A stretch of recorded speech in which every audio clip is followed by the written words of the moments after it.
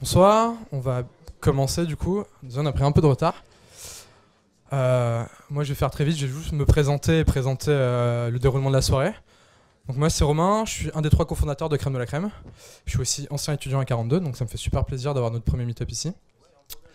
On a ici Théo qui est notre deuxième cofondateur. Le troisième, Jean-Charles, nous rejoindra après. Pour l'instant il est en train de pitcher à Google pour une compète. Donc comment ça va se passer ? Théo va commencer à parler un peu de Crème de la Crème, du service, de comment ça se passe, vous donner quelques petits tips et partager un peu notre vision. Et après ça, on a 4 étudiants de Crème de la Crème qui vont venir donner leur retour d'expérience et vous donner aussi leurs tips et de comment ça s'est passé pour eux, de comment ils gèrent leurs clients, comment ils price, voilà, tous les tips qu'ils peuvent vous donner et vous expliquer toutes les erreurs qu'ils ont pu faire ou non. Donc voilà. Après ça, il y aura du coup le cocktail qui sera juste à côté, on vous y amènera. Pendant le cocktail, il y aura pas mal de choses. Il y aura un buffet qui est organisé par Moment Manqué. Il y a l'équipe qui est pas loin ici. Il y aura Galia, qui est une brasserie qui fait des bières artisanales qui, pareil, qui vous feront goûter leur bière pendant toute la soirée. Il y aura de quoi faire normalement. Il y a 90 litres, donc normalement on est bon. Ensuite, ouais, il y a aussi il y a French Pepper Art Club qui sera là. Donc en fait, c'est une galerie qui fait des sérigraphies sur la pop culture. Et du coup, pendant la soirée, ils vont exposer leurs œuvres dans la salle de cocktail. Ils vont aussi en faire gagner 4. Alors, comment gagner les sérigraphies ? Ça va être super simple. Il y en a 3 à gagner facilement. Donc, c'est juste pendant l'événement, soit pendant le meet-up, soit pendant le cocktail, juste faire tuter sur l'événement. Donc, en incluant Hello Crème, qui est notre tuteur à nous, et éventuellement, si vous voulez, 42 Bantu Code et French Pepper Art Club. Et on sélectionnera 3 meilleurs tweets qu'on retweetera. Et ces meilleurs tweets qu'on aura retweetés, on leur fera gagner Enfin, 3 des 4 sérigraphies, pardon. Faut obligatoirement tweeter les 2 trucs parce que sinon ça. Voilà, sinon, juste pour qu'on vous retrouve. Donc voilà. La 4e, elle sera gagnée super facilement. En gros, il y a une table de ping-pong là-bas. Et en gros, il faudra battre notre stagiaire Alice, qui est championne de France de ping-pong. Donc si vous arrivez à la battre Elle a pris sa raquette. Hein, en donc 3 points, 4 points. 3 points, 4 points. En 3 points. En 3 points. Donc si vous la battez en 3 points, vous gagnez la 4e sérigraphie. Ouais, c'est le premier qui la bat, il n'y a pas de. Voilà, comme ça, c'est clair. Voilà. Et du coup, je vais laisser Théo commencer, passer une bonne soirée, et puis on se voit tout à l'heure au cocktail. N'hésitez pas, si vous voulez visiter l'école, à demander à des étudiants de 42 de vous faire visiter le campus. Vous verrez sur l'étiquette de toute façon de quelle école ils viennent. Ça peut être marrant de regarder un peu les locaux, il y a des choses assez drôles. Voilà. Je vais laisser Théo commencer du coup. C'est à moi. Merci Romain. Donc bonsoir à tous. Ça me fait super plaisir de tous vous voir, parce qu'il y en a que je connais déjà. Je vois des têtes passer sur LinkedIn, sur Skype, un peu partout. Donc ça me fait super plaisir de tous vous voir. Donc ce soir c'est notre premier meet-up. On va essayer d'en faire un par mois. On va essayer de tenir cet engagement. On va aussi en organiser donc un par mois dans des endroits complètement différents, donc que ce soit des écoles ou des bars ou des endroits assez atypiques. Et la raison pour laquelle on fait ces meet-up, c'est tout simplement pour vous donner la possibilité de déjà vous rencontrer, d'être aussi au contact de nos équipes. L'équipe elle va s'agrandir au fur et à mesure des mois. Et c'est aussi donc voilà pour vous donner des retours, des conseils, et puis pour kiffer un peu l'aventure avec vous tous. Vous commencez à être nombreux, mais ça va être cool. Donc voilà. On va commencer rapidement avec quelques chiffres. Aujourd'hui, donc Crème de la Crème, c'est quoi ? Il y a 3500 étudiants sur la plateforme, il y a 70 écoles, et il y a par jour une moyenne de 20 missions par jour qui sont postées. Donc bien sûr, c'est une moyenne. Les écoles, donc vous les connaissez certainement toutes, on les a pas tous mis ici. Donc pour ceux en fait qui connaissent les écoles, on propose autre chose aussi que ces écoles. On accepte certains profils. Donc on sait que parfois dans la presse ou dans des commentaires, on nous a un peu dit voilà, qu'on était un peu élitiste. C'est pas du tout le but du jeu. C'est plus en fait aussi un attrait marketing pour les clients, mais aussi pour leur proposer de la qualité. Et ce qu'on fait à côté en fait, c'est que on propose à des profils qui viennent d'autres formations de les accepter si en fait ils nous montrent qu'ils ont de l'expérience, ils sont motivés, etc. Et à ce titre, je vous assure qu'on a déjà reçu des CV, des lettres de motivation, donc c'est très très bien. Et donc vous devez être content d'être sur cette plateforme. Donc voilà, ça c'est pour les écoles. On propose aussi des rôles d'ambassadeurs. Donc on a déjà des ambassadeurs dans pas mal d'écoles. On en a un peu dans quasiment toutes les écoles. On en a aussi déjà ici à 42 qui font très bien leur taf, dont certains sont ici dans la salle. Donc voilà, et en plus en fait de ce qu'on propose sur la plateforme, sur du long terme, on veut proposer autre chose aussi que des missions. On veut aussi vous proposer de vous professionnaliser, et ça va être le but aussi aujourd'hui avec les interventions de nos 4 étudiants, mais aussi avec l'aide qu'on peut vous apporter. Si vous avez des problèmes, etc., vous pouvez nous contacter. Et c'est bête, mais c'est des questions peut-être que vous n'avez pas d'interlocuteur à qui les poser, et vous allez pouvoir nous les poser à nous. Et par la suite, on va organiser tout ce qui est des speed class sur Skype. On va proposer des formations par verticale, donc en business, en informatique, etc., avec des formateurs dans chaque compétence. Donc ça, c'est ce qu'on va proposer pour prochainement sur la plateforme. Rapidement, donc je pense qu'ici il y a pas mal de gens dans la salle qui ont déjà ce statut. Pour ceux qui ne l'ont pas, on va le répéter, c'est un statut obligatoire. Je vais aller vite là-dessus, mais c'est un statut obligatoire. C'est la seule manière aujourd'hui en France de gagner de l'argent légalement, à part si vous êtes en CDI, CDD ou en stage. Après, il y a de l'intérim, mais c'est autre chose.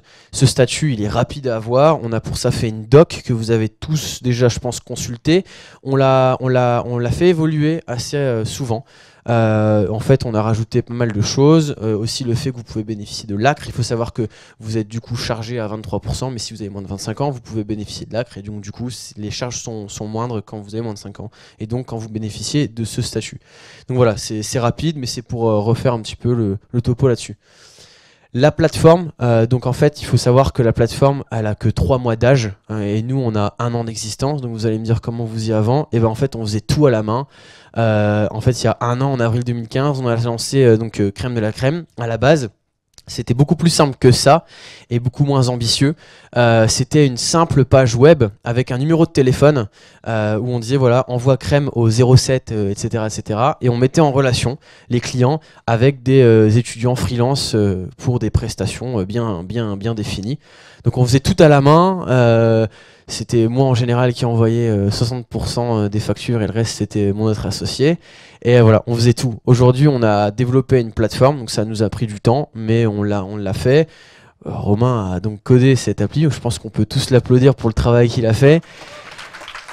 Et c'est pas fini parce que en fait c'est juste la première version, elle va être évolutive, on est en train de recruter de nouveaux profils, donc Romain est en train de recruter et on va vous proposer bien mieux que ce qu'on est en train de vous proposer pour vraiment avoir une plateforme au top dans plusieurs mois et plusieurs années. Voilà, donc la plateforme, qu'est-ce qu'elle vous propose? Elle vous propose donc des plateformes, des missions en temps réel où vous allez avoir en fait accès à tous des clients. Ça je le répète, mais aujourd'hui en fait avoir accès à des clients qui ont un besoin et vous les avoir en fait à portée de main, c'est une mine d'or parce qu'en fait quand vous êtes freelance, je sais pas s'il y en a qui étaient freelance avant, c'est assez compliqué d'aller chercher ses propres clients, c'est de l'acquisition client et ça en fait ça a un coût et ça prend du temps, c'est démotivant et surtout quand on sait pas s'y prendre, c'est super chiant. Et donc nous en fait on vient apporter des clients ultra rapidement aux étudiants pour qu'ils puissent skipper toute cette phase super chiante de recherche de clients. Donc il y a un profil perso qui est ultra important parce qu'en fait vous allez qualifier toutes vos expériences sur cette profil et sur toutes vos missions. Le but c'est quoi? C'est que quand vous travaillez avec un client, vous allez avoir une note et une recommandation, ce qui vous permettra de rechoper de nouvelles missions par la suite et d'avoir un peu plus de crédibilité et donc d'avoir une antériorité sur l'expérience que vous avez pu avoir sur Crème de la Crème. Et ça, bien sûr, si vous êtes smart, vous pouvez aussi le faire valoir quand vous allez choper un stage qui est obligatoire aujourd'hui dans vos écoles ou quand vous allez choper soit un CDD, un CDI, etc. Faut pas hésiter.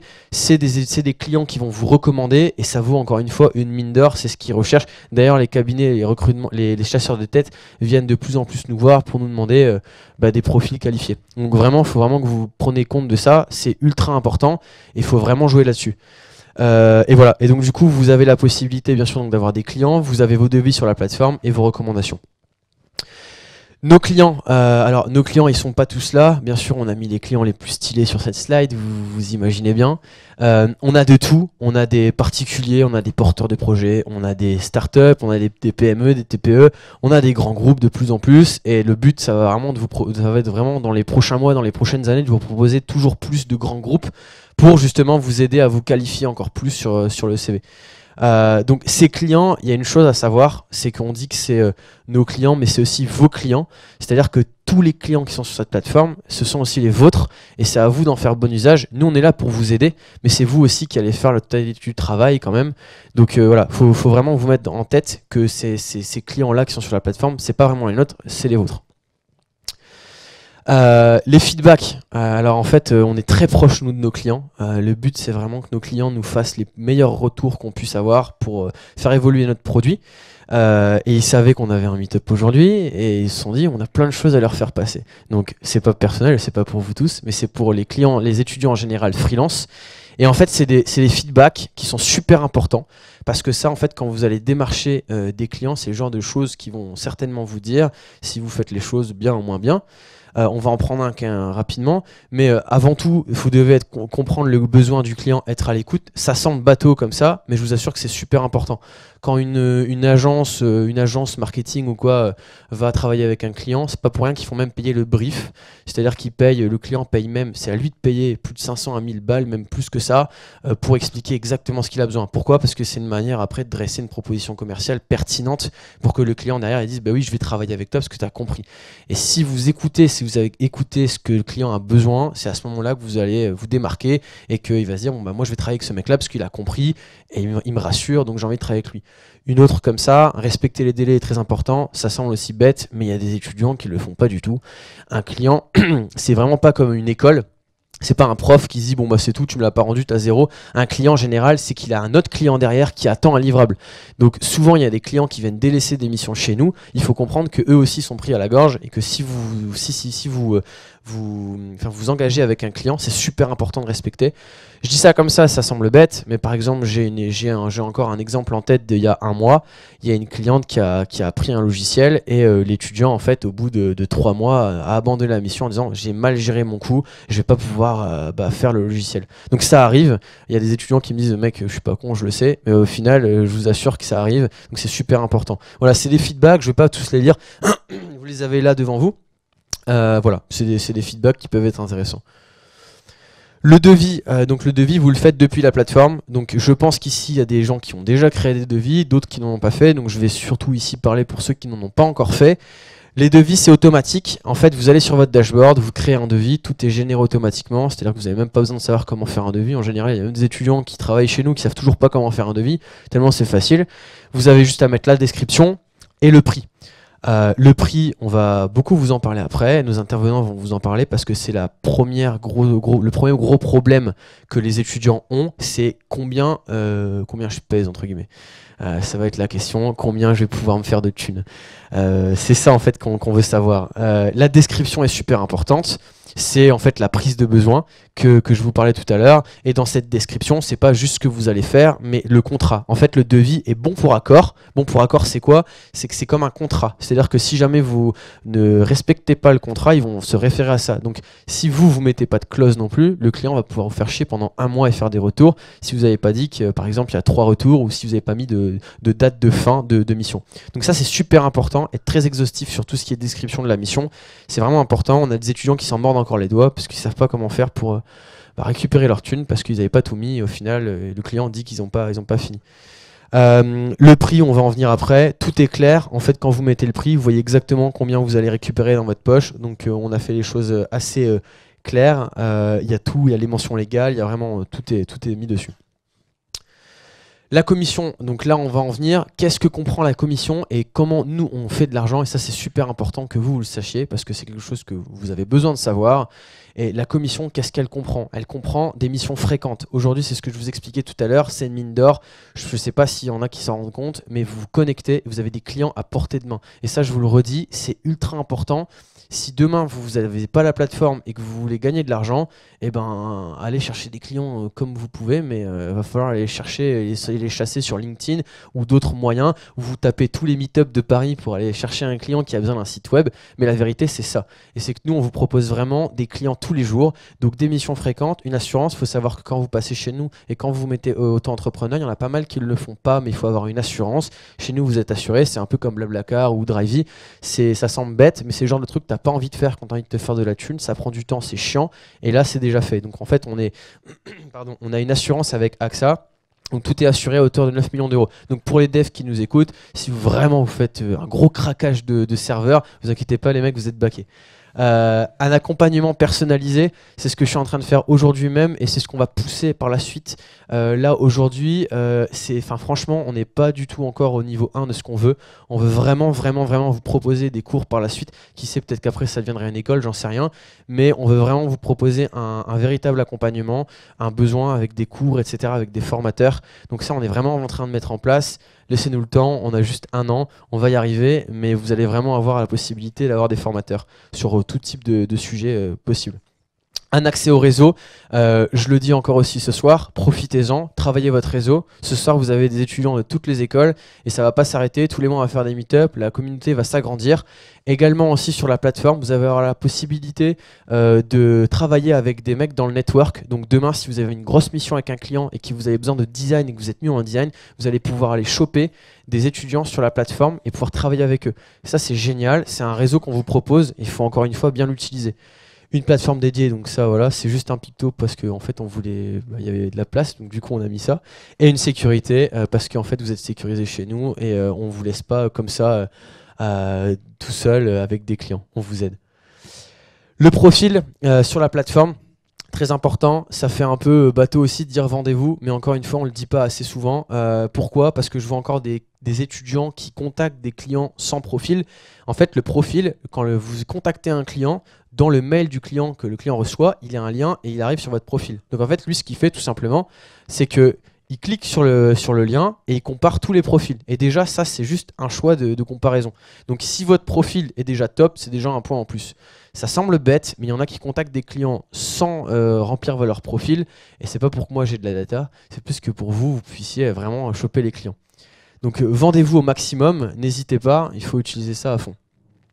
Les nouveautés qui vont arriver, donc pas tout de suite, mais on va travailler sur une version mobile pour que vous puissiez vous faire du chiffre d'affaires depuis votre smartphone. Donc ça va être cool. Avec système de notification, vous allez pouvoir mettre des mots-clés. Moi je suis chaud sur tout ce qui est logo, etc. Ou alors des missions PHP ou des missions business plan, etc. Vous allez recevoir tous des notifs quand il y a des clients qui vont mettre des nouvelles demandes. Donc version mobile, on va avoir de plus en plus de clients internationaux parce qu'on va bientôt partir à l'étranger. Donc ça je vous tease pas trop, mais on vous en parlera plus tard, mais c'est prévu qu'on aille un petit peu se développer à l'international. Le teamwork, donc ça c'est le gros truc qui va vraiment vous plaire. En fait, on a de plus en plus de demandes de grands groupes qui ont besoin en fait de groupes sur des compétences pluridisciplinaires. Et ça, c'est des choses quand on est en rendez-vous client sur des grosses boîtes, ils adorent, ils sont carrément séduits.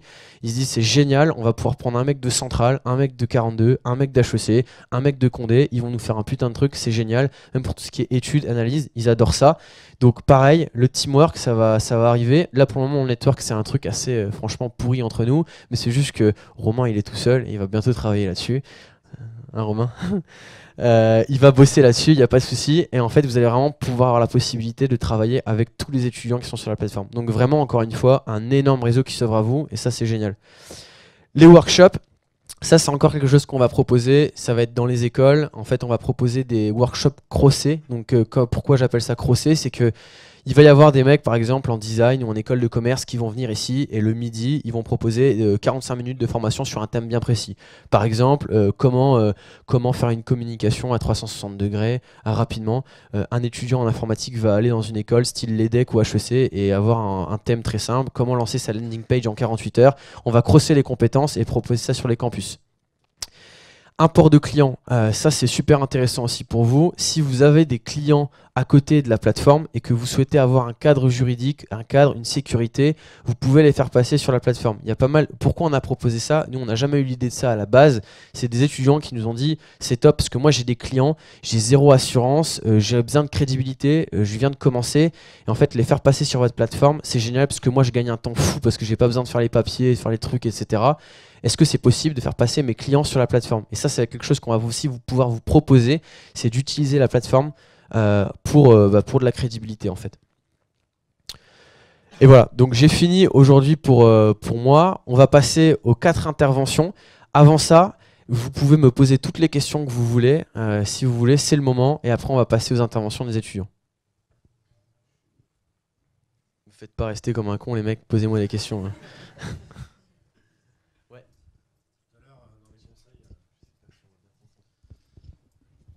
Dans les retours des boîtes là, ouais. Ça parlait de bypass. Ouais. Ça veut dire quoi?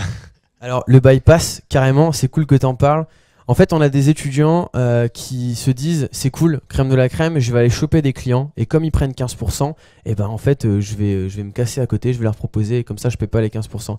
Sauf qu'en fait, nous on a créé vraiment un produit qui fait que les mecs qui ont bien compris comment ça fonctionnait, en fait ça sert absolument à rien. Parce qu'en fait dans ton taux horaire, tu peux couvrir tes charges. Donc ce qui fait que si jamais tu veux pas que les 15% tu les perdes, bah bien sûr tu prices un peu plus haut pour reprendre les 15%. Donc si c'est juste une histoire de 15%, tu augmentes juste ton taux horaire. Et au final, derrière, tu peux qualifier ta mission, tu peux avoir une recommandation, une note, rechoper de nouveaux clients et encore une fois, être assuré, avoir toute ta sécurité.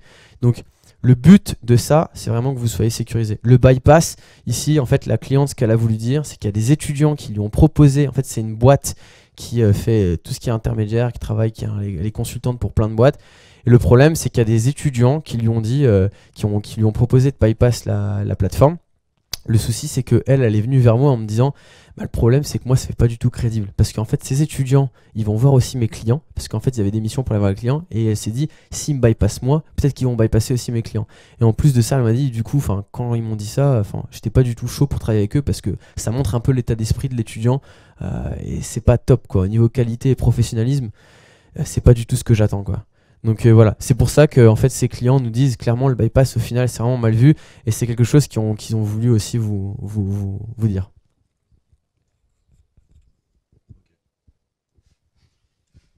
C'est bon? On peut passer tout de suite aux interventions s'il n'y a plus de questions. Ok? Bon, top. Eh ben on va commencer. Merci.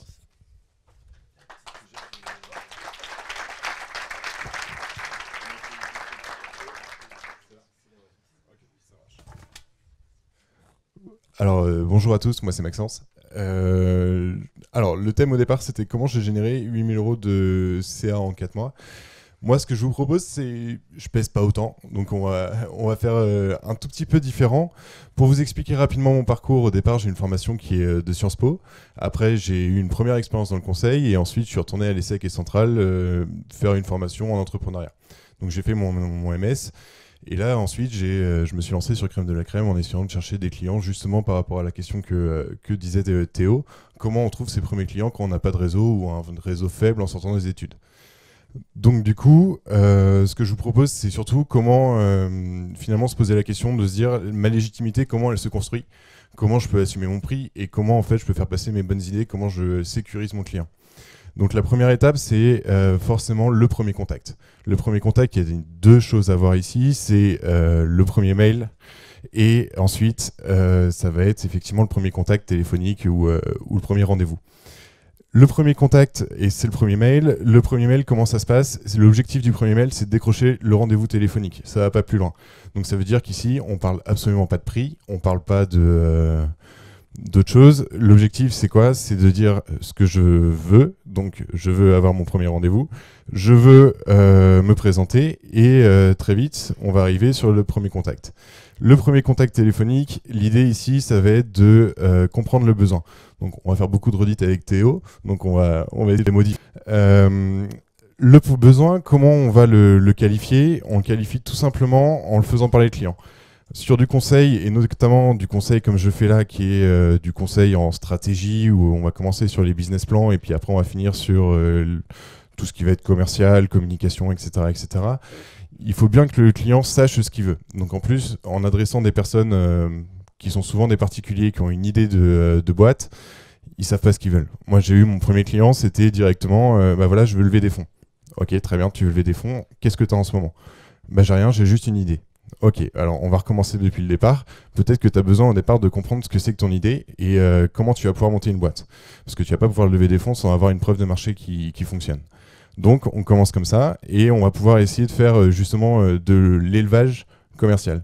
En fait, il y a deux types de commerciaux. Il y a les chasseurs qui vont chercher et qui vont faire de l'externe, des appels sortants. Et il y a les éleveurs qui vont avoir un client et qui vont lui proposer au fur et à mesure différentes prestations. Donc, sur le fameux client en question, qu'est-ce qu'on a commencé à faire au départ? On a commencé à faire un business plan, et après, je lui ai rédigé ses statuts. Et après, uniquement, je lui ai proposé de l'accompagnement, du coaching, histoire qu'il puisse avancer tranquillement dans ses prestations et être sûr d'être suivi par une personne qu'il connaissait et qui connaissait son contexte. Donc, première étape vraiment sur j'insiste sur tout ce qui va être rendez-vous téléphonique ou rencontre. ça va être très vite de poser les questions. C'est le client qui a les réponses. Donc du coup, on pose que des questions ouvertes, on est prêt à entendre ce qu'il va dire, et on parle là du coup de tout son contexte. Il faut absolument faire rentrer en plus de l'affect à l'intérieur. Puisqu'on parle effectivement de différenciation, on passe aux autres personnes qu'il a contactées. Qu'est-ce qui différencie? Alors il y a le prix, il y a la prestation qu'on va demander, et il y a l'affect. Est-ce que j'ai bien compris, le client, si on a une accroche particulière, très vite ça va très bien passer, et même le prix va même plus devenir une question. Donc ça c'était quelque chose d'intéressant à voir. Donc voilà, et donc du coup forcément le prix, on arrive toujours sur cette première période téléphonique. L'idée c'est quand même de ne pas perdre énormément de temps, on est déjà à la deuxième étape commerciale, donc toujours l'idée c'est de pouvoir oser parler du prix. C'est très compliqué pour moi le premier de pouvoir aborder le sujet quand le client ne veut pas le faire. L'idée la plus simple c'est toujours la question ouverte de lui demander quel est son budget. Quel est son budget, après d'affirmer comment nous on price la mission par rapport à deux choses, soit par rapport au livrable qui est important à donner à la fin, donc par exemple un business plan. Mon business plan, moi je le facture entre, pour vous donner des chiffres, ça dépend des clients, mais entre 800 et 1500 euros le business plan. Lui, en fonction de son budget, on va commencer à pouvoir s'arranger ou au moins discuter un petit peu. Il y a la deuxième chose par rapport au prix, donc c'est le livrable ou le temps.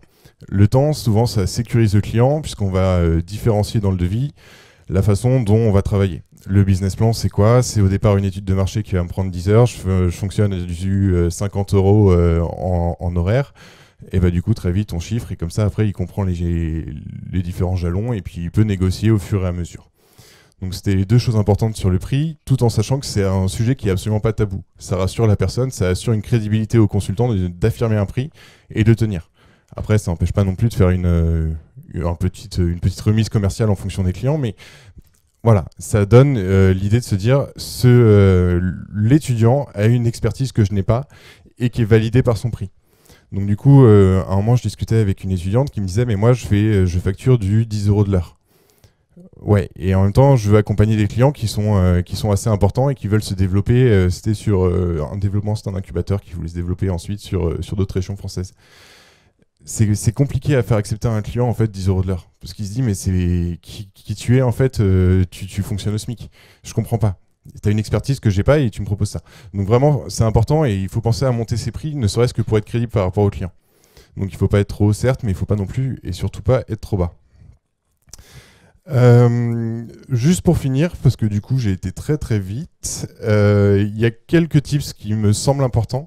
C'est notamment la question de l'affect. L'affect, ça crée une relation durable.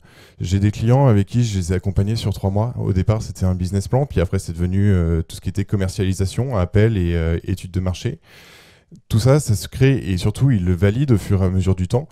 Et donc, il faut qu'à la fin, on se tutoie, on va prendre des bières et puis c'est plutôt sympa. Donc ça, il faut vraiment penser à pouvoir créer de l'affect et sortir du cadre professionnel où justement, on a compris son contexte en fait. Autre chose, il faut établir un reporting régulier. En tant qu'étudiant, du coup, on a du mal à savoir quel est le planning d'un étudiant. Entre les cours, entre les sorties, entre tout ça, ce qui est très simple à faire, c'est justement pouvoir dire chaque semaine, voilà ce que j'ai fait cette semaine, voilà comment je vais fonctionner la semaine prochaine. Et surtout, ce qui est intéressant ici, c'est que ce reporting, il se fait payer. Donc, quand vous faites votre devis, ce qui est intéressant, c'est que mon reporting qui va prendre 1 heure par semaine à faire, faites-le facturer. Parce que c'est du temps aussi pour vous. Et donc du coup, on en arrive à la question de la refacturation des prestations. J'avais une personne qui travaille, c'était un journal en Guadeloupe, qui justement voulait avoir une étude commerciale par rapport à toutes les publicités qu'elle pouvait introduire dans son journal. Elle voulait développer ce côté commercial, et en même temps, donc elle m'a demandé de les appeler. Donc j'en ai appelé, je sais pas, 5 ou 6. C'était prévu dans le devis, j'avais dit que je devais appeler 6 personnes, et elle devait en appeler à côté 2 autres pour finaliser le devis. Elle voulait réduire les coûts. Je l'appelle en lui disant bah voilà, j'ai fini ma partie, maintenant pour avancer sur mon rapport, j'ai besoin d'avoir votre partie à vous aussi pour agglomérer les données. Sauf qu'elle l'a pas fait parce qu'elle m'a dit bah finalement je comptais ouais Maxence, je comptais sur toi parce que là j'ai pas le temps de le faire. Ou alors ça me fait chier, ou alors c'est toutes ces questions-là pour les clients. Et donc la question principale, c'est surtout de dire qu'est-ce qu'on fait? Bah dans ce cas-là, est-ce que je vous refacture un devis? Et donc là, elle, pour le coup, elle s'est dit bah non, finalement, je vais le faire moi-même. Donc elle l'a fait elle-même, mais voilà, il n'y a pas de entre guillemets de petits profits, que ce soit en termes de temps ou d'argent, c'est quelque chose d'important à reprendre en compte. Par ailleurs, il y a quelque chose aussi qu'il faut savoir dire, c'est non. Surtout quand on propose des prestations qui sont plus hautes que que le côté général, que la plupart des étudiants. Par exemple, à les business plans, j'ai bien conscience que par rapport à ce qu'on peut proposer d'ordinaire, à 1000-1500 euros le business plan, je suis bien au-dessus des barèmes. Je sais, et en même temps, pourquoi j'arrive à l'affirmer, c'est parce que j'en perds peut-être sur les gens que j'appelle. J'ai peut-être allez, 30 à 40% des gens qui me disent bah non en fait. Soit c'est trop cher ou soit il y a quelque chose qui va pas. Ce qui est important ici, c'est pas d'être refusé, c'est de comprendre en fait pourquoi on a été refusé. Est-ce que c'est le prix? Auquel cas, très bien, moi je l'assume. Est-ce que c'est la prestation où du coup j'ai pas compris ce que le client voulait? Et dans ce cas-là, ça pose une vraie question sur la slide précédente de se dire est-ce que j'ai bien compris son besoin? Donc il faut reprendre les choses et refaire un tour avec lui. Par exemple, j'avais une personne qui me demandait de la commercialisation. Elle était coach et elle voulait commercialiser et se faire connaître.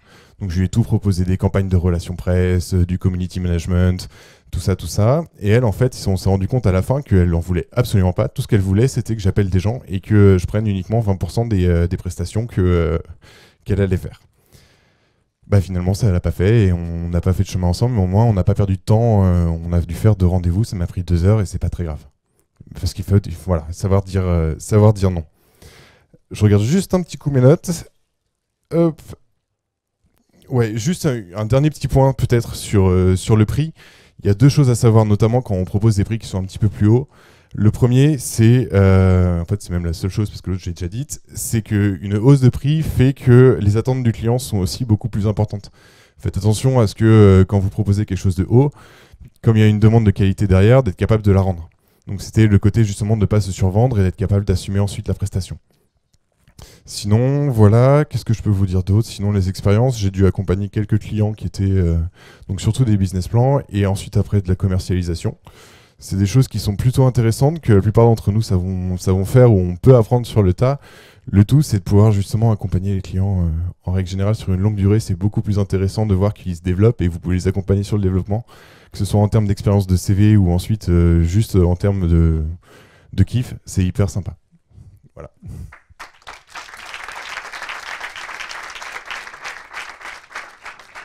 Si jamais vous avez des questions, n'hésitez pas. C'est ton business principal ou c'est un complément d'activité? C'est mon business principal. En fait, mon idée à moi, c'est de, à terme, lancer un cabinet de conseil à destination des TPE et des startups en leur proposant un accompagnement global. Donc du coup, de l'idée jusqu'à la commercialisation, jusqu'à la levée de fonds. C'est à peu près ma limite que je me donne à moi. Il y avait une autre question? Comment est-ce que tu fais du coup pour relancer des clients que tu as déjà signés et avec lesquels tu as fait une mission pour prolonger le suivi? Alors justement, tout dépend. Si tu fais des business plans, par exemple, c'est très simple. C'est que normalement, dans ton business plan, tu as un plan de développement. Et dans ton plan de développement, tu lui dis, bah écoute, là par exemple, j'avais une personne avec qui je l'ai fait, un mec qui a fait une application de running pour les femmes, avec une petite innovation qui était, j'appuie sur un bouton en cas de danger, et ça envoie un SMS à une personne de confiance. Quand je vais courir, je suis géolocalisé, etc., etc. Je lui ai vendu en état des lieux, je lui ai vendu un deuxième lot sur un business plan, et après je lui ai dit, bah si tu veux, après on pourra voir en fonction du business plan et de l'état des lieux, ce qu'on peut faire ensuite. Donc du coup, on s'est rappelé plusieurs fois, on a essayé de voir ensemble ce qu'on pouvait faire, est-ce que... L'idée au départ, c'était d'aller jusqu'à la levée de fonds. Donc vraiment, on était parti pour une longue durée et finalement, ils se sont rendus compte qu'il n'y avait plus de trésor. Donc plus de trésor et plus de problème. Mais comme tu as créé de l'affect en fait dans ta relation, c'est même plus la question de le relancer. C'est comme si tu appelles un pote. Moi, je l'appelle et j'avais à un moment, c'était ma soeur qui était à la maison et qui me dit mais tu parles à qui en fait? Enfin, c'est ton pote au téléphone? Non, c'est pas mon pote, c'est mon client. Mais comme j'ai créé une belle relation, c'est pas grave. On peut s'appeler. Même maintenant, on s'appelle pour se donner des nouvelles.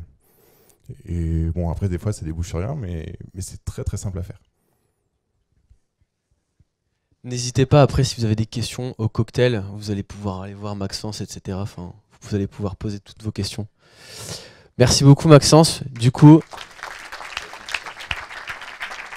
ici, c'est Aurélien. Ouais, Aurélien de l'éthique. Merci. Alors, Aurélien et Maxime. Merci, Maxence. Bonjour à tous. Ok. Du coup, je vais tourner les slides. Donc moi c'est Aurélien, je suis avec Maxime ici. Nous on va vous parler donc du coup d'une autre mission qu'on a signée avec Crème de la Crème, qui je pense va vous plaire parce qu'elle est assez originale. Alors, d'abord, l'originalité de cette mission-là, merci. L'originalité de cette mission-là, c'est que c'est une mission justement en teamwork, donc en équipe. C'est pour ça qu'il y a Maxime et il y a une troisième personne en fait avec nous. C'est Ravi qui a pas pu venir ce soir, mais voilà, donc on est 3. Développeur expert en iOS. Voilà, donc c'est l'expert ici. Nous 2, sinon, on est consultants en web analytics et en digital marketing, donc on fait tout ce qui est plan de tagage, implémentation d'outils d'analyse et ensuite analyse de données. Tout ça dans un objectif d'optimisation de la performance sur Internet. Et là, vous avez un peu une vision sur les outils et nos compétences. Je te laisse peut-être en parler un petit peu, Maxime. Alors on va peut-être pas s'arrêter sur tous les outils, mais au global, il y a quelques outils d'analytics, notamment comme Facebook Analytics, qui est un tout nouvel outil qui vient de sortir, qui est spécifique au tracking d'applications mobiles. Donc voilà, je pense qu'il n'y a pas trop d'intérêt pour vous qu'on fasse un plan détaillé de chacun de ces outils. Et il y a à la fois des outils de tracking, des outils d'analyse de données, et des outils de reporting comme Tableau Software, par exemple. Ouais. Voilà, l'idée en gros, c'est qu'on traite tout le scope en marketing d'un client. Donc soit c'est de l'acquisition, soit c'est de la conversion, soit c'est de la fidélisation. Tout ça en ligne.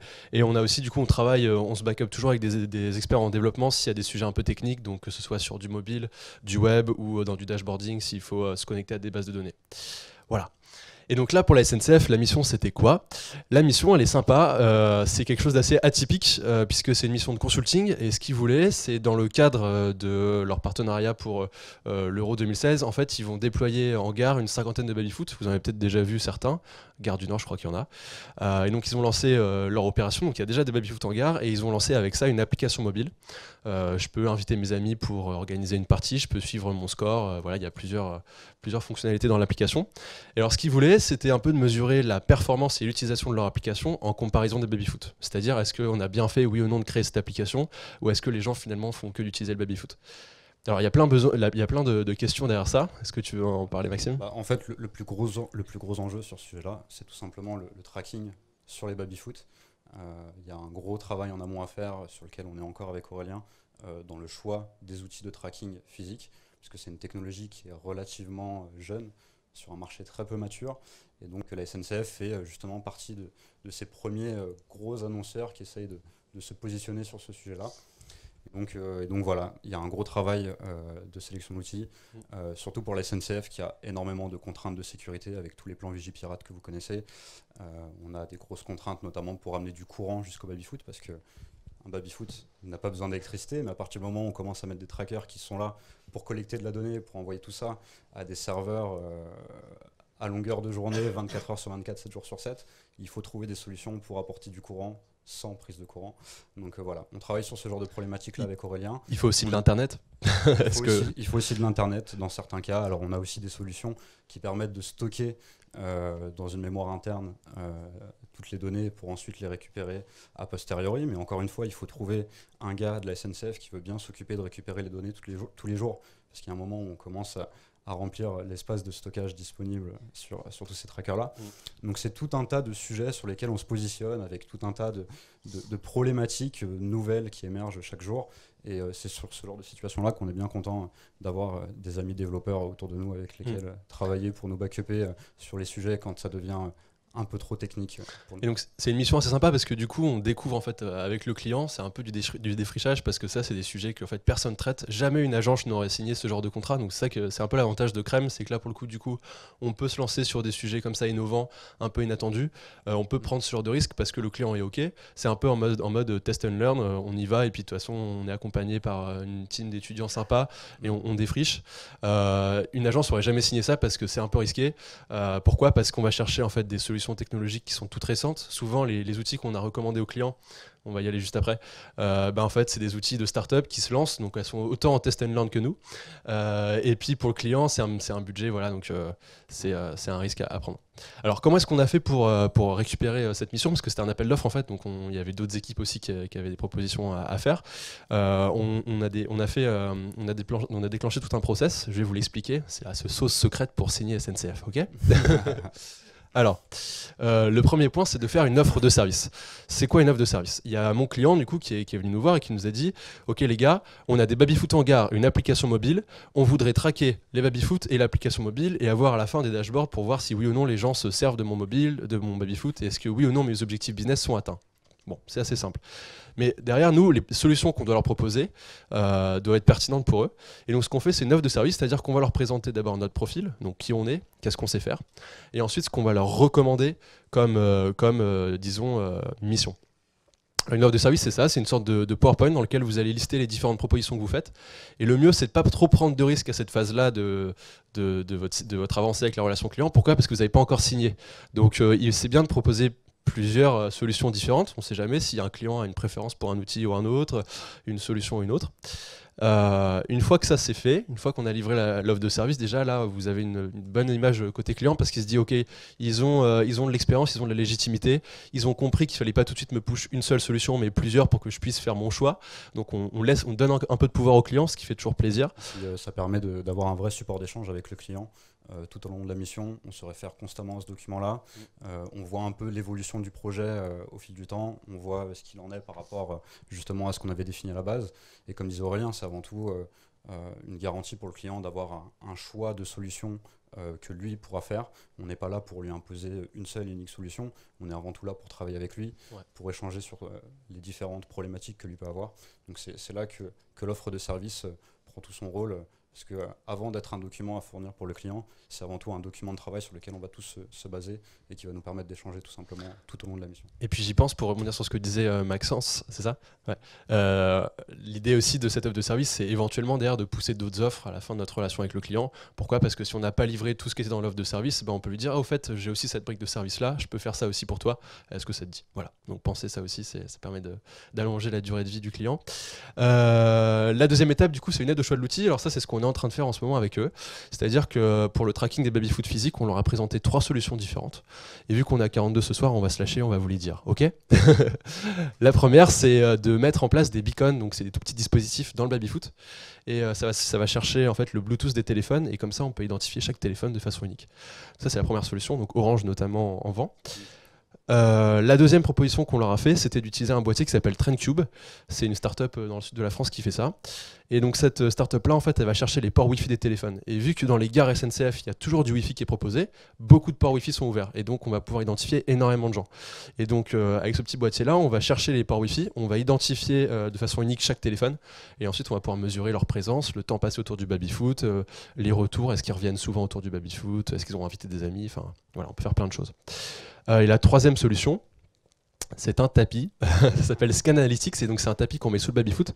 Et donc quand vous marchez, quand vous êtes à proximité du baby-foot, on vous détecte, et donc on peut savoir combien de temps est-ce que vous passez dans la zone autour du baby-foot, si vous vous déplacez dedans, enfin voilà, plein d'informations. C'est une solution qui à la base est utilisée en magasin pour justement traquer le comportement des visiteurs dans les boutiques, voir devant quel produit ils s'arrêtent, devant quelle tête de gondole ils vont le plus s'arrêter, le plus passer de temps. Donc voilà, c'est le genre de solution qu'on propose à la SNCF en ce moment et sur lesquelles on travaille pour les implémenter très prochainement. Et alors pour aller un petit peu plus vite sinon, donc après la solution pour signer un client quand on veut pas trop prendre de risques, ce qui est bien c'est de faire un devis, ce qu'on appelle à tiroir, c'est-à-dire que si vous êtes un peu cher et que vous présentez beaucoup de choses, vous laissez en fait le choix au client de prendre un bout de la mission. Donc en fait vous lui dites voilà je vous propose tout ça dans le devis, c'est un peu la Rolls mon devis. Maintenant si vous voulez juste une Twingo, vous prenez les 2 premières lignes de mon devis et on livrera quand même la mission et vous inquiétez pas, ce sera déjà très bien. Et ça pourquoi ce sera très bien ? Parce que vous l'avez justifié dans l'offre de service précédemment. Donc il faut toujours penser à se protéger avec vos documents. Mais ça marche bien. Voilà, je pense qu'on a fait à peu près le tour. Alors, une petite caractéristique d'un grand compte. Donc la SNCF, c'est un grand compte, c'est-à-dire une grosse entreprise. Il y a 3 choses caractéristiques de ce genre de compte qu'il faut anticiper pour avoir une bonne relation avec eux. La première, c'est qu'ils sont lents, vu que c'est des organisations qui sont assez hiérarchiques, c'est souvent top-down, donc les décisions, en fait, elles sont pas prises avec votre interlocuteur, mais lui-même, en interne, va faire monter les informations, donc il faut toujours attendre, il faut être patient. Donc ils sont lents. Quand on fait une réunion ou un call, on se retrouve à faire un Skype à 15 personnes, avec chacun qui a son petit mot à dire sur le débat, sur les échanges. Donc il faut savoir justement cadrer un peu le débat, prendre un peu un rôle de lead alors qu'on est simplement des étudiants freelance, pour essayer de cadrer tout ça et éviter de se retrouver avec des calls qui durent une demi-journée et qui à la fin n'aboutissent absolument à rien. Ce qui nous est arrivé dans un premier temps et ce qui nous a servi de leçon pour la suite. La deuxième, c'est qu'ils sont hésitants, c'est-à-dire que quand vous leur présentez une solution, et c'est pour ça qu'il faut en présenter plusieurs, on décide pas tout de suite. On va vérifier en interne si politiquement c'est OK, si on a les moyens, si on a le budget, si ça nous semble fiable ou pas. Et puis la dernière, je vous l'ai déjà dit, c'est qu'ils sont hiérarchiques, donc souvent les décisions elles montent et redescendent dans la hiérarchie. OK. Les succès pour réussir. Mais je pense que vous les avez tous dans la salle. Mais il faut juste penser à les activer au bon moment. La première chose à faire quand vous avez un client, c'est typiquement le cas du coup de fil ou du mail. Il faut prouver sa légitimité. Donc quand le client vient vous chercher, vous ne répondez pas juste par « on va faire ça », mais « je suis un tel, j'ai déjà fait ça par le passé, j'ai fait telle école, mes compétences c'est ça, ça, ça, voici mes références clients, vous pouvez contacter un tel, j'ai déjà travaillé avec lui ». Voilà, vous prouvez votre légitimité, tout de suite il est rassuré. Pour compléter ce que dit Aurélien, il faut aussi faire attention à ne pas tomber dans le mensonge complet et à se vendre comme Superman auprès du client. Là, en l'occurrence, dans le cadre de la SNCF, on a été honnête avec eux sur le fait qu'on n'avait jamais fait de tracking physique encore, qu'on était des experts et qu'on avait justement une vraie expertise dans tout le domaine du conseil en analytics, parce qu'on avait déjà justement travaillé dans des gros cabinets de conseil. Mais voilà, donc il faut savoir d'un côté se vendre, mais aussi ne pas trop en vendre et savoir rester humble sur ses compétences. Mentir un peu, ça peut avoir du bon, mais il faut savoir assurer ses arrières derrière et être capable d'assumer la mission jusqu'au bout, parce que faut pas non plus, voilà, c'est du bon sens, faut pas non plus se donner des prétentions qu'on est incapable d'avoir à la fin. Donc, du coup, ça rejoint un petit peu le deuxième point qui est d'anticiper les difficultés. Quand vous vous présentez, allez pas trop loin dans votre profil. Si vous sentez pas trop la mission, faut y aller mollo. Le troisième point, c'est typiquement pour ce genre de clients comme ça qui sont grands comptes, faut relancer. Parfois, un client peut vous oublier parce qu'il a plein de choses à faire. Et donc, c'est pas forcément qu'il veut plus faire la mission, c'est peut-être juste qu'il l'a oublié ou qu'il était en réunion un peu partout. Et donc, dans ce cas-là, n'hésitez pas à relancer, ça ne les dérange jamais. La quatrième chose, c'est Maxence vous disait faites un reporting. Nous on appelle ça un planning de charge, mais en fait c'est un peu pareil. C'est en gros dans le temps se projeter en disant voilà je vais accorder tant de volume horaire ou jour sur votre mission, et donc du coup ça va vous coûter tant. Nous ce qu'on fait avec nos clients souvent c'est qu'on essaie de fixer un volume de jours, on facture en jours, un volume de jours par semaine dédié à leur projet. Donc on leur dit par exemple 2 jours semaine pour vous, et on dit c'est le mardi et le jeudi. Comme ça ils me contactent pas le mercredi, je suis pas dérangé. C'est assez cool quand vous commencez à multiplier les missions et les projets, du coup vous êtes en parallèle sur plein de sujets. Si le mardi c'est le client du mercredi qui vous appelle, c'est galère. Voilà, vous pouvez pas gérer ça. Donc faites des plannings de charge. Ensuite, faites des points étapes réguliers. Ça veut dire que si vous lancez sur une mission de 3 mois, comme nous on est parti là avec la SNCF pour 6 mois de mission, c'est bien de faire des petits follow-up, de leur rappeler où est-ce qu'on en est, c'est quoi les next steps. Ça les rassure, ils voient qu'on travaille, parce que parfois sinon on peut avoir ce qu'on appelle un effet tunnel, c'est-à-dire qu'on se lance dans la mission et puis au revoir, je reviendrai dans 6 mois. Bah non, ça va pas. Si vous continuez à facturer, il faut que le client ait un retour pour qu'il voit votre avancée. Même s'il n'y a rien de probant, typiquement si je suis en train de développer un site, peut-être qu'au bout de 2 semaines, j'ai toujours rien à lui montrer si je suis sur le bac. Mais il faut lui dire voilà, j'ai avancé sur la base de données, j'ai fait ceci, cela. Même s'il ne le voit pas, il est rassuré, quoi.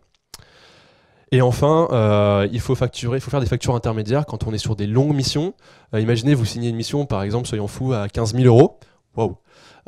Si vous faites juste ok, la mission à 15 000 €, c'est dans 6 mois qu'elle est terminée. Pendant 6 mois, vous courez à vide, quoi. Vous avez rien.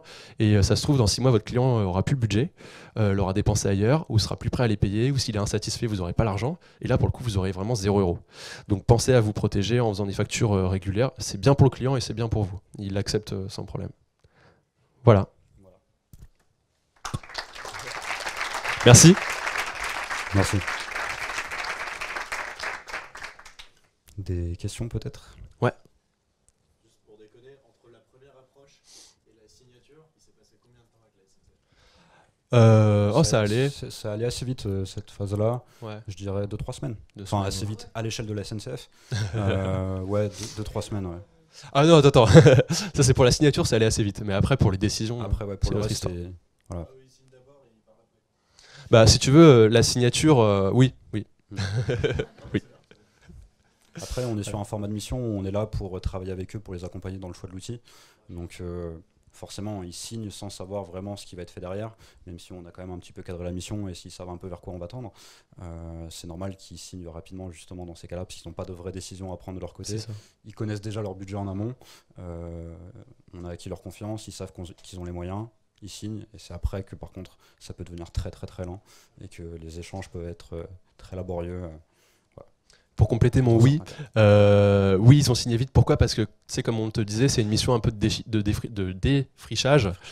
Et du coup, en fait, on leur a présenté des outils, voilà, mais après, eux, pour vraiment garantir si oui ou non la mission va bien se passer et si on va atteindre nos objectifs, il fallait démarrer. Donc, il fallait qu'ils signent. Et puis c'est pour l'Euro 2016, donc ça arrive très très vite aussi. Je dis ça parce que moi, mon expérience avec un grand compte, c'est Volvo. Ouais. J'étais en relation avec quelqu'un qui avait besoin de mes services et il a mis 1 an à avoir l'accord de son département achat, qui est donc pas au-dessus de lui, qui est à côté. T'as pensé à les relancer fréquemment ou... Ouais. Ça a fini par se faire. Ok, c'est un très grand compte alors. Pourtant, la SNCF, Ouais, ça dépend des organisations, ça dépend avec qui tu dialogues aussi. Nous, en l'occurrence, on était directement avec le responsable marketing digital de la SNCF, donc c'est lui qui Ça était va le plus lead vite, sur les projets, donc ça allait tout de suite beaucoup plus vite. Si tu échanges avec le stagiaire du pôle d'à côté, forcément, ça prendra plus de temps, et là, ouais, là, tu vas mettre du temps à signer, comme c'était le cas avec Volvo.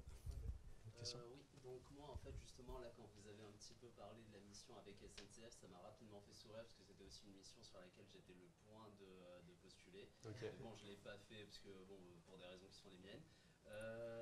En revanche, derrière justement, vous avez abordé le fait que vous avez travaillé en teamwork et justement qui est une des next steps de Crème de la Crème. Je voulais savoir comment ça s'est organisé en fait. Est-ce que vous vous connaissiez depuis le début ou alors c'est parti au feeling quoi. Enfin, c'était vraiment.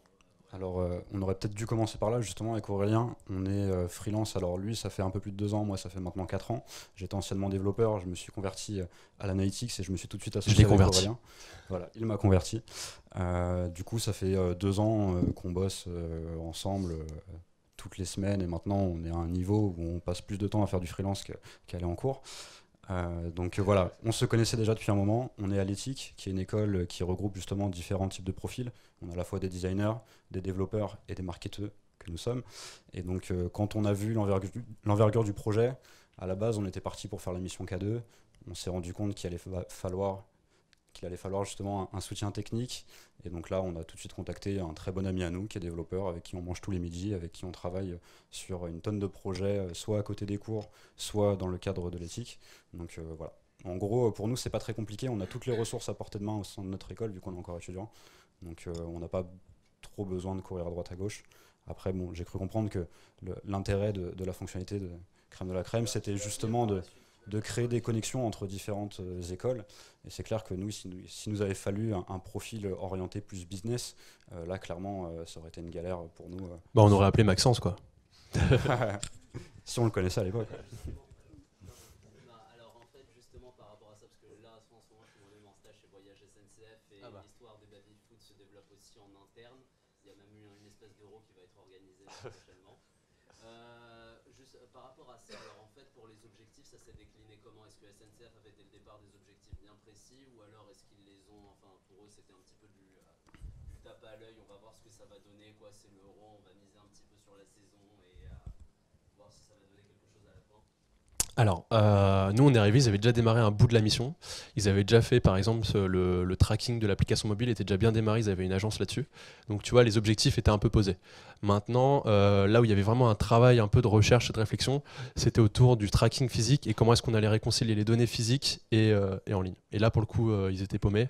Et là, on est arrivé avec une expertise et une réponse. Et c'est surtout qu'en fait, en démarrant le tracking de l'application, enfin, quasiment arrivé à la fin du tracking de l'application, ils se sont rendus compte qu'ils n'avaient aucun moyen de comptabiliser le nombre de personnes qui utilisaient vraiment le baby-foot et le nombre de personnes qui utilisaient le baby-foot avec l'application. Donc c'est là qu'ils se sont dit, ah ouais, mais en fait, il nous faudrait peut-être un système de comptage justement de nombre de parties faites sur le baby-foot pour voir si justement notre application a une vraie valeur ajoutée et voir si justement les utilisateurs, enfin, les joueurs, utilisent vraiment notre application. Donc voilà, ils se sont rendus compte de ça un peu après et c'était un peu le sujet de notre échange avec eux et c'est pour ça qu'ils sont venus nous contacter.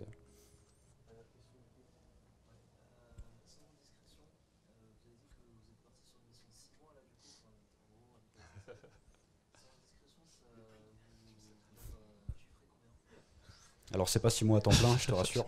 Là on serait plus auto-entrepreneur. Là on garderait ce client et on travaillerait pas avec une dizaine de clients en parallèle. Ouais.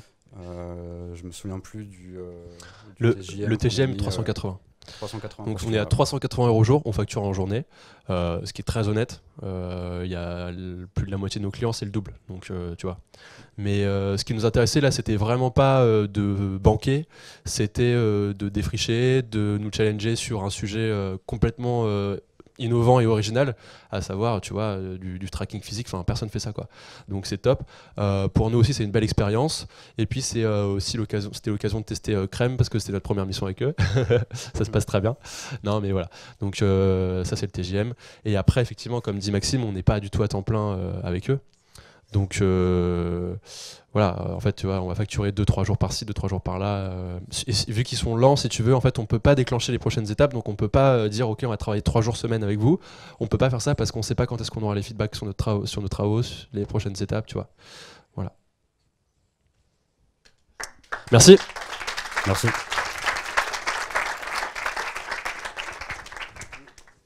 Pierre ici, ouais. Tiens, je te file tout le matos.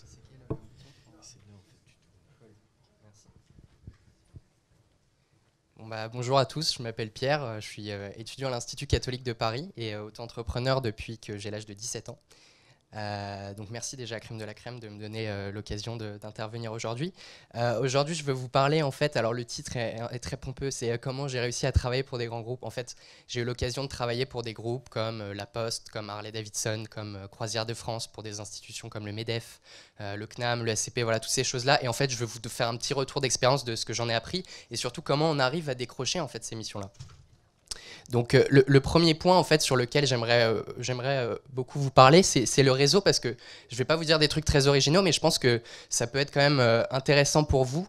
Le réseau, ce qu'il faut savoir, c'est moi j'ai une moto un peu concernant le réseau, c'est que en fait beaucoup d'entre vous, par exemple sur LinkedIn, vont simplement l'utiliser comme un CV en ligne et puis vont avoir un très beau CV et puis vont se dire j'ai plus qu'à attendre et puis je vais recevoir des clients. Il y a une démarche qui est la mienne, qui est si vous voulez qu'on s'intéresse à vous, intéressez-vous aux autres. Et donc, il ne faut pas hésiter sur LinkedIn à, par exemple, aller commenter des choses, à aller montrer que vous avez une expérience, que vous avez une expertise et que voilà, vous avez une vraie légitimité, parce qu'on a beaucoup parlé de prouver sa légitimité. C'est vrai que c'est pas facile. Moi, c'était pas facile. J'avais 17 ans. C'était pas forcément évident quand on est bachelier d'aller dire qu'on a des compétences en stratégie digitale. Donc il y a aussi ça, il y a aussi être sur LinkedIn, il y a aussi être sur Twitter, il y a aussi voilà, tweeter des trucs intéressants, aller commenter, aller un peu challenger autour de soi, ça c'est une vraie démarche. Et il y a un deuxième truc que je veux vous dire par rapport au réseau, je pense que ce qui est très important, c'est de donner de son temps. C'est très con à dire, mais il faut pas être en mode ouais, à chaque fois que je vais bosser pour quelqu'un, je vais le facturer et tout. Il faut être dans cette démarche où donner de son temps, c'est forcément être gagnant à la fin. Moi, par exemple, je vais vous donner un exemple très concret. Tous les ans, j'interviens pour des Master 2 en RH au CNAM et à l'ESCP. Donc, je fais ça tous les ans. Je fais ça gratuitement. Ça me prend beaucoup de temps parce qu'un cours, c'est très long à préparer. Derrière, c'est plusieurs heures d'intervention. Je le fais parce que, déjà, sur un CV, c'est chouette. Ça, c'est le premier point. Ensuite, c'est une super expérience. Pédagogiquement, c'est toujours bien de donner un cours. C'est toujours intéressant. Donc, c'est des cours de personal branding, d'outils digitaux. C'est un peu vivant, c'est sympa. Et puis surtout parce que je m'adresse à un public de gens qui seront demain à des postes clés de la fonction RH, et vous vous doutez bien que pour moi ça va potentiellement être des clients. C'est comme ça que j'ai par exemple pu décrocher plusieurs journées de formation à la Poste. Voilà, donc c'est comme ça, c'est à force de donner. Là je vous donne des exemples très c'est une intervention, j'ai eu beaucoup de chance d'avoir cette opportunité là, mais ça peut être des trucs très simples, ne serait-ce qu'autour de vous, vous avez tous dans votre réseau des gens que vous pouvez aider, simplement leur envoyer un petit mail, coucou ça va, j'ai vu que tu étais sur tel projet, au fait si tu as besoin d'un coup de main je suis là. Et je vous assure que faire cette démarche-là, je déteste dire donner pour recevoir, mais faire cette démarche-là, ça va vous faire vraiment un réseau de qualité, de gens qui vont se dire quand vous aurez besoin d'un coup de main, ah lui c'est vrai qu'il m'avait filé un coup de main, il m'a bien aidé, qui vont parler autour de vous. Moi, pour vous donner un exemple très concret, dans la dernière mission, je faisais du web design, c'est pas forcément ma spécialité, et puis j'ai eu un petit souci de dev, et j'ai appelé une ancienne collègue dans une agence que j'avais pas mal aidé, pour laquelle j'avais pas mal relayé de trucs sur Twitter, et elle m'a dit attends, je connais un super dev, il va t'aider. Je l'ai contacté en 10 minutes, il a résolu mon problème. Donc c'est pour vous dire que ça marche vraiment, et c'est pas simplement des paroles en l'air, il faut aider les autres. Non, vraiment, je vous assure qu'aider les autres, ils vous le rendront en tout cas. Ensuite, le deuxième point que je voulais aborder, c'est quel prix. Bon, je vais pas faire très original parce que je pense que tout a été à peu près dit, si ce n'est moi j'ai une démarche. Alors, ça a été très dur pour moi de me tarifer quand encore une fois, quand je commençais. C'est pas évident parce que beaucoup de fois, ce que j'ai vu, je l'ai moi-même fait, pardon, et puis je l'ai vu chez pas mal d'auto-entrepreneurs qui commençaient autour de moi. Il y a un petit souci, c'est que les gens se comparent souvent à des salariés, donc ils vont prendre le taux salarial horaire et se dire ok, ça c'est ma compétence, donc ça fait tant. Surtout, ne vous comparez pas à des salariés, vous n'êtes pas salarié, vous êtes auto-entrepreneur, donc les prix d'un salarié ne sont pas du tout les vôtres et c'est pas une bonne grille. La façon de faire pour trouver son prix, souvent c'est d'en parler, alors d'en parler aux clients évidemment, comme l'a très bien dit Maxence, c'est de pas être gêné vis-à-vis de ça, et puis surtout d'en parler autour de vous. Vous avez tous dans votre réseau des gens qui sont cadres, qui passent par des prestataires, des freelances, simplement leur demander, au fait, à ton avis, ça coûte à peu près combien, là je veux faire cette mission, tu penses que je peux me tarifer à combien? Même dans votre famille, moi j'ai pas honte de dire que je demande souvent à mes parents un coup de main, voilà, je veux facturer une mission pour un grand groupe, je demande l'avis de ma mère sur le prix que je devrais mettre. N'hésitez pas à le faire parce que c'est comme ça que vous allez un peu vous décomplexer, vous allez voir qu'il y a des agences, enfin même toutes les agences et certaines boîtes de conseil sont des prix qui seront mais 10 à 15 fois plus importants que les vôtres. Je vous dis pas que vous allez faire un travail de la même qualité, mais je vous dis que ça va vous décomplexer. Donc voilà, n'hésitez pas d'en parler, n'hésitez pas à vous renseigner. Par exemple, moi je sais qu'un consultant senior en change management, c'est 1 500 € la journée. Donc ça veut surtout pas dire que je vais mettre à 1 500, mais ça veut dire que si je me mets à 400, je me dis bon bah ça va. Le grand groupe qui est en face, il a les moyens et ça va pas être un sujet pour lui. Donc voilà pour le prix, donc je dis rien de très original, hein. Je pense que vous avez bien compris le sujet. Il y a un autre sujet, c'est celui des propals. Alors c'est une slide un peu compliquée, il y a 2 points importants dont je veux vous parler. La proposition commerciale pour un grand groupe. Ce qui est très important de savoir, c'est qu'un grand groupe, il a des attentes qui sont très élevées. Dès la proposition commerciale, on l'a tous dit, ouais, le besoin c'est super important, il faut bien l'analyser. C'est pas des mots en l'air, encore une fois, il faut vraiment bien analyser le besoin parce que déjà c'est une grosse partie du boulot. Et ensuite parce que votre propale chez un grand groupe, si vous avez la chance un jour d'être en contact, il va falloir qu'elle soit ultra quali. Donc il va falloir que vous bossiez plusieurs jours pour faire vraiment une propale très vaste, très complète, voilà. Il faut vraiment qu'en face, le client se dise, mettez-vous toujours à sa place. Il faut qu'il se dise, ok, lui il est légitime, pardon, il me fait une propale qui est vraiment quali, donc je sais que voilà, ce mec-là, c'est pas un imposteur. Et le deuxième point dont je voulais vous parler, c'est que votre temporalité n'est pas la même. Donc ce qui est très important avec les grands groupes, c'est qu'il faut savoir être patient et vous l'avez très bien expliqué, il faut savoir être patient parce que ton exemple est génial, ton exemple de Volvo, ça peut prendre énormément de temps. C'est pas parce que vous allez rencontrer un client d'un grand groupe, un intermédiaire, par exemple une RH d'un grand groupe, le feeling va bien passer, vous allez boire un café avec elle, à tel point qu'elle va vous dire ok, tu me fais une propale pour la semaine prochaine avec un devis. C'est pas parce que cette chose-là se passe que derrière, tout va être bouclé en 2 semaines et que vous allez faire votre mission comme vous pourrez la faire pour une start-up ou pour une agence. Non, les grands groupes sont des baleines, ça prend énormément de temps. Le simple fait de valider une propale, ça peut prendre des semaines et des mois. Encore une fois, il y a une hiérarchie, il y a des décisions intermédiaires, pardon. Il y a beaucoup de choses avant que la décision finale soit prise. Donc, soyez patient. Et ça ne veut pas non plus dire qu'il ne faut pas relancer, hein. Absolument, il faut relancer. Il faut toujours être au contact du client parce que les besoins ils peuvent évoluer à partir du moment où vous faites votre propale. Mais simplement, faut s'y faire, c'est long et c'est comme ça. Et puis alors le troisième point qui va m'amener finalement à mon dernier thème, c'est très important de bien définir son temps au moment de la propale. En fait, ce qu'il faut savoir, c'est que la propale, évidemment, l'entreprise que vous allez écouter va définir ses conditions, mais c'est aussi l'occasion pour vous de définir les vôtres.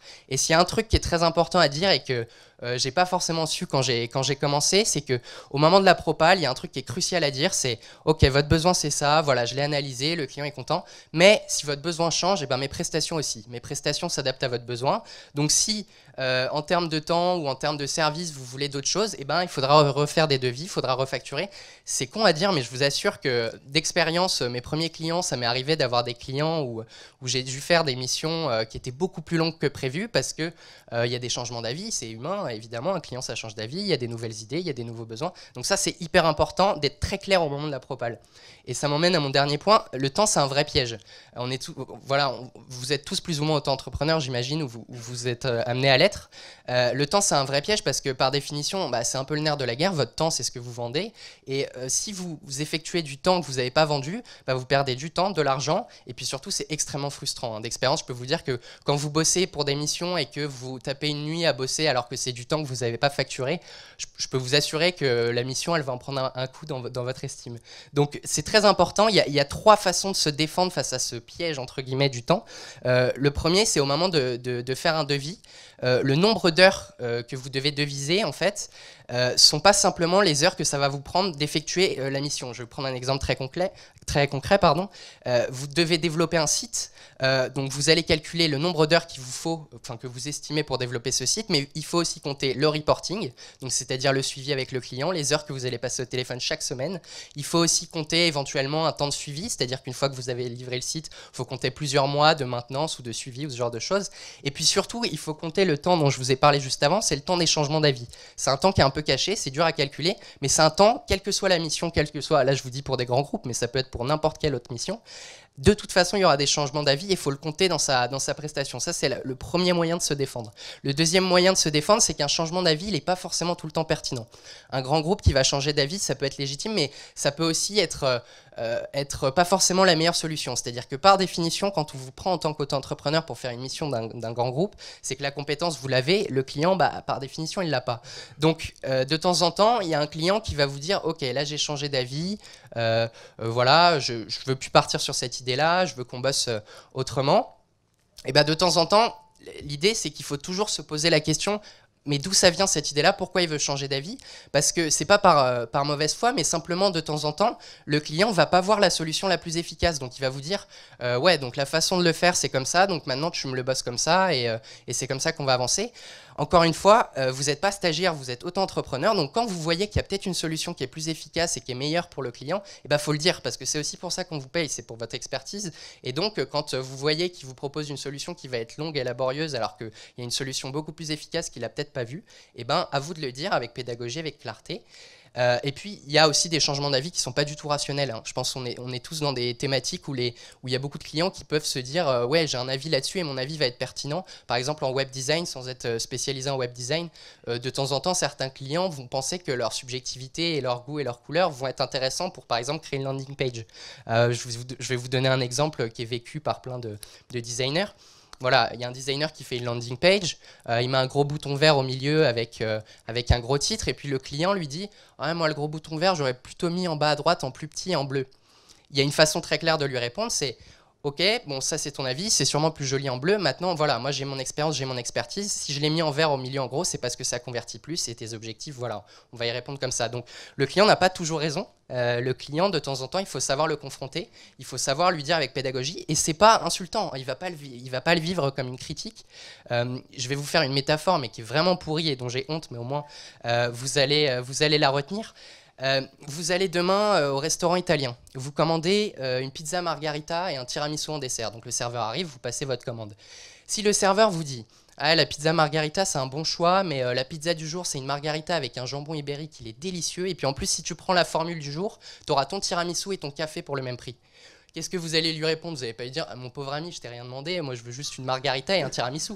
Vous allez dire bah merci, t'améliores mon expérience, t'améliores, voilà, moi je suis venu pour que tu prennes soin de moi, donc il est dans son rôle, en plus voilà, il m'a expliqué qu'il y avait du jambon ibérique, il a fait preuve de pédagogie. Bon, je ne vais pas étayer sur cette métaphore pourrie, mais vous avez compris ce que je veux dire. Mettez-vous à la place du client et dites-vous que quand vous allez lui dire non, et que vous allez lui dire non, c'est pas la meilleure solution, ou non, ta solution, j'en veux pas, vous allez simplement être professionnel et dans votre rôle. Et donc, la troisième solution, et tout le monde en a parlé, c'est de refacturer. Refacturer, c'est donc très important. De temps en temps, donc, des services vont devoir s'ajouter à votre prestation de base. Et donc, n'hésitez pas à refacturer. Encore une fois, c'est ça, être professionnel. C'est de dire que finalement, votre temps, il vaut des sous. Et de temps en temps, on vous demande des services qui ne sont pas dans la prestation, dans le brief initial. Refacturez-les. Voilà, j'ai fini. Merci à tous. Peut-être vous avez des questions.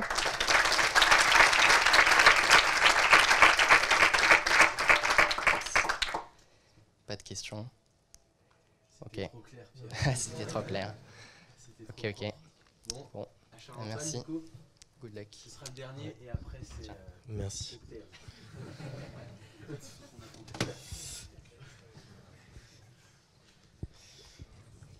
Bon salut. Donc moi c'est Charles, je suis à Dauphine. Je suis en 3e année, donc je suis en année de licence là. Et donc ouais, pareil, le titre un peu pompeux. Donc ma mission à 7500 € pour GRDF. Donc juste pour planter le décor, en fait, c'est en début d'année. J'ai réuni une petite équipe, on est juste 3, avec deux potes à moi d'HEC. Et on a chopé la mission pour GRDF, donc un grand compte. Donc je crois que tout a été dit sur ce genre de problème, la lenteur, beaucoup de lenteur, savoir s'adapter aux clients. Donc je vais essayer de ne pas faire trop de redites et donc de développer un peu sur la base, parce que je pense qu'il y a beaucoup d'auto-entrepreneurs ici, mais peut-être qu'il y en a qui n'ont pas encore fait de mission. Et donc je vais essayer de vous dire ce que j'en ai retiré de mon expérience pour vraiment essayer d'arriver à choper ces missions-là. Voilà. Donc j'ai classé j'ai classé pour faire une mission, en fait, il y a 4 étapes. Il y a la prise de contact avec le client éventuel.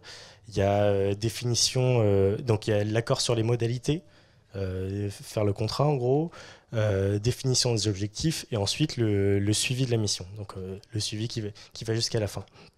Donc premièrement, la prise de contact. Donc sur la plateforme, vous avez votre profil. Donc Théo l'a rappelé en introduction, bien mettre ce que vous avez fait, valoriser votre profil. N'hésitez pas à mettre une belle photo comme j'ai fait et tout, des trucs vraiment des trucs cons, mais qui attirent l'attention, qui font que au final le client vous retient. Voilà, tout simplement. Ensuite, ne pas hésiter. Donc sur la présentation du profil, pareil. Quand vous prenez contact, expliquez bien ce que vous faites, votre formation et votre démarche. Parce que la crème de la crème, c'est encore jeune. Il y a beaucoup de clients avec qui vous allez dealer. Enfin, dealer, peut-être pas une mode d'expression, mais vous allez parler à des clients qui n'ont peut-être pas encore utilisé ce service, qui ne connaissent pas. Donc, c'est important de les rassurer et de leur dire vraiment qui vous êtes. Voilà, vraiment qui vous êtes. Parce que c'est une nouvelle expérience pour eux. Donc ensuite, vraiment un facteur clé de succès, pareil, de votre candidature, c'est aussi exprimer votre motivation. Genre, il ne s'agit pas de dire la mission est bien payée, ça m'intéresse. En fait, je pense qu'il y aura beaucoup plus d'étudiants d'ici quelques mois sur la crème, et du coup, on va vraiment être tous en concurrence. C'est le jeu. Donc du coup, à profil égal, un profil similaire, ce qui va jouer vraiment, c'est la motivation. Dire moi, par exemple, pour GRDF, c'est sur les énergies. Voilà, j'ai fait tout un développement sur pourquoi l'énergie, ça m'intéressait. Vraiment, oui, j'ai vu que c'était à 7000 balles, voilà, ça m'intéresse. Non, c'est pas ça. Moi, j'ai des compétences, j'ai de bonnes compétences, mais bon, il y en a d'autres. Voilà, donc qu'est-ce qui me différencie des autres? C'est ma motivation. Donc pour eux, ça va être vraiment un indicateur. Un indicateur ils vont voir en fait qu'il y aura plus d'implication de votre part parce que vous êtes motivé, vous êtes intéressé par le sujet. Voilà. Et donc, et troisièmement, présenter ses compétences de façon claire et précise. Vraiment, c'est important pour que le client en fait sache vraiment ce qu'il peut vous demander, ce qu'il peut attendre de vous aussi. Voilà. Il ne s'agit pas de mentir, il s'agit d'être franc, peut-être mentir un peu au cas où, mais vraiment à la marge pour pouvoir assurer derrière. Et donc vraiment pour pouvoir calibrer la mission avec le client. Voilà, donc présenter ses compétences, important. Donc les modalités, voilà, j'ai pas passé 30 ans là-dessus, mais je pense que j'ai repéré quand même quelques erreurs à pas faire, enfin vraiment à éviter, pour avoir eu quelques feedbacks avec des clients avec qui j'ai déjà travaillé. C'est ne pas fixer de deadline. Ça, c'est fixez-vous un planning, qu'il soit explicite ou tacite, conclu, pas conclu. Faites-vous un planning pour vous. C'est vraiment important. Ça évitera les phases de flottement. L'entreprise saura aussi comment vous travaillez, quand elle est censée avoir des nouvelles de vous. Enfin voilà. Vraiment, fixer des deadlines, c'est vraiment super important, quoi. Et puis même pour vous, parce que parfois on repousse des trucs, on est étudiant, on a des examens, si on se fixe pas des trucs, si on se fixe pas des échéances, après on traîne, on perd du temps, le client aussi, ça fait pas une bonne expérience client. Donc c'est bateau, mais faut y penser, quoi. Voilà. Ensuite, il y a 2 erreurs vraiment qui sont, je pense, rédhibitoires pour en avoir parlé pas mal avec des professionnels. C'est sur le prix. Donc n'arrivez pas, déjà le premier mail, peut-être on peut parler de prix, mais voilà, c'est pas un sujet tabou, mais c'est pas non plus, on est quand même étudiant. Donc quand on arrive, quand vous parlez de prix, justifiez votre prix, absolument. Dites pas, moi, pareil, je suis en 3e année, je demande 1000 €. Voilà. Ça veut dire quoi, je demande 1000 €? vraiment définissez, dites pourquoi, soit en nombre de jours, soit je sais pas, en frais que ça peut impliquer, voilà. Donc vraiment justifier. Donc argumenter pourquoi vous allez appliquer ce tarif, sachant que de toute façon, en plus, sur la crème de la crème, on est en concurrence avec des gens, donc il faut vraiment que le tarif, faut pas qu'il soit forcément moins cher que les autres, mais il faut qu'il soit argumenté, justifié. Voilà. Et enfin, dernier point sur le prix, surtout un truc vraiment, j'ai eu le retour plusieurs fois, c'est se baser sur des grilles tarifaires professionnelles. Genre, il y a des gens qui sont arrivés, peut-être pas sur la crème de la crème, mais enfin, je discutais avec quelqu'un qui me disait que il avait un étudiant qui lui avait envoyé un mail et qui lui avait envoyé un vieux lien Google. Oui, j'ai vu ça sur un cabinet de conseil en Suisse, il facture tant la journée, donc pour moi, ça sera 2000 euros. Bah non, c'est pas ça. Même si on peut prétendre à des rémunérations assez intéressantes, on est étudiant, restons humbles avec le prix. Voilà, justifions-le et voilà. C'est surtout les trucs à pas faire avec le prix. Voilà. Donc les objectifs, c'est con, pareil ce que je voulais vous dire, mais vraiment super important et parfois on l'oublie, surtout sur les missions de conseil, stratégie, bien comprendre les objectifs que le client s'impose et vous impose du coup. Donc du coup, moi ce que je conseille, c'est dès que vous pouvez décrocher vos téléphones, décrochez le téléphone, appelez-le. Le mieux, je trouve que c'est une rencontre, un rendez-vous, déjeuner, tout ce que vous voulez, une bière comme vous voulez, mais vraiment discuter longuement avec le client pour fixer correctement les objectifs. Parce qu'au final, si on part sur un mauvais objectif, c'est du temps perdu. Vous allez passer du temps sur une voie qui va pas correspondre aux besoins du client. Vous allez perdre du temps, lui aussi.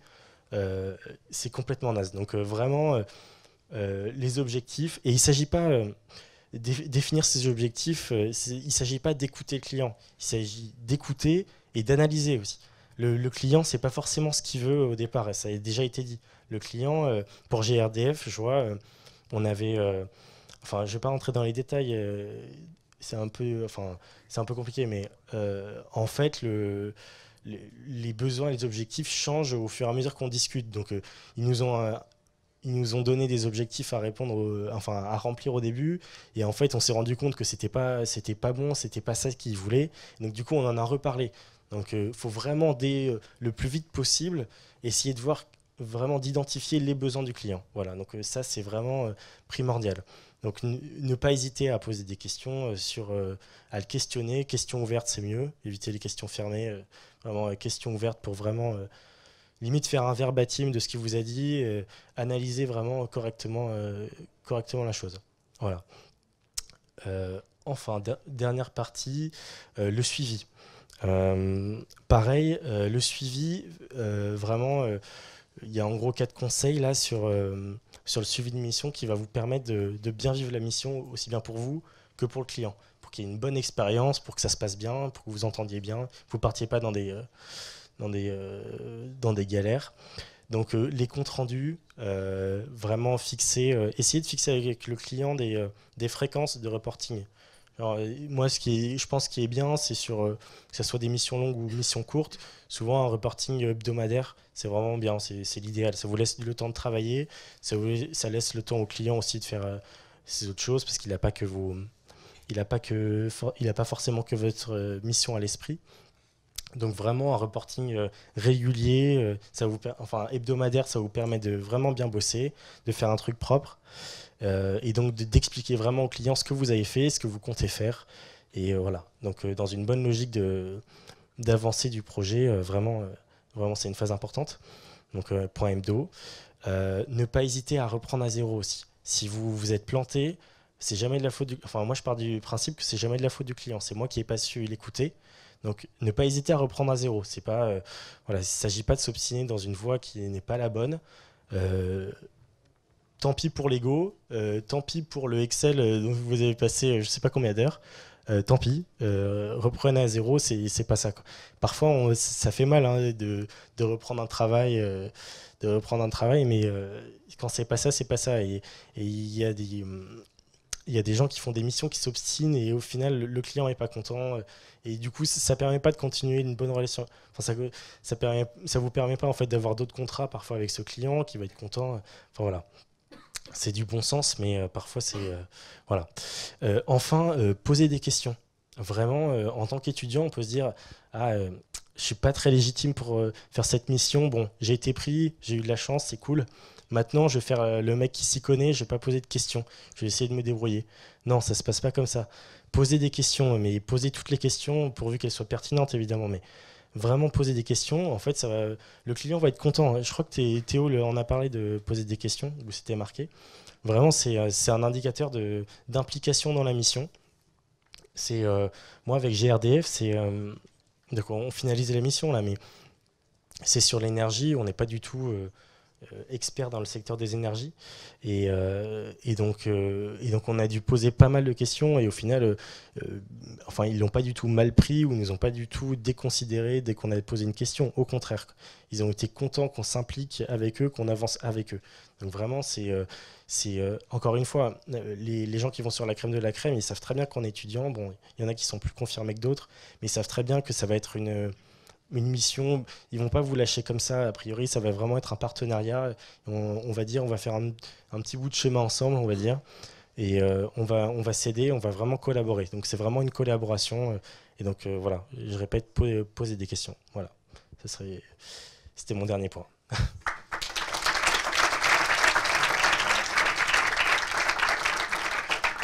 Des questions, pas de questions? Alors, j'ai pas super développé parce qu'ils sont pointilleux là-dessus, c'est confidentiel en fait. Mais en gros, c'est calculer des coûts sur déploiement d'énergie. En gros, c'est ça.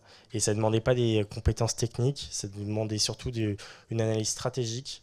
Donc, c'est beaucoup d'analyse stratégique et d'envisager les coûts en fonction des différentes possibilités de stratégie. Voilà. Donc, je suis désolé, c'est vraiment vague, mais ils nous ont vraiment briefé là-dessus. Vraiment être super discret sur... voilà. Voilà. Bon, je rends la parole là.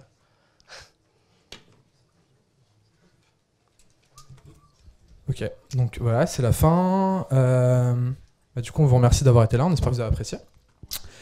Donc là, on va passer au cocktail. Comme on l'a dit tout à l'heure, il y aura un peu de tout. Il y aura un buffet, il y aura Galia qui sera là, qui vous proposeront la dégustation de bière.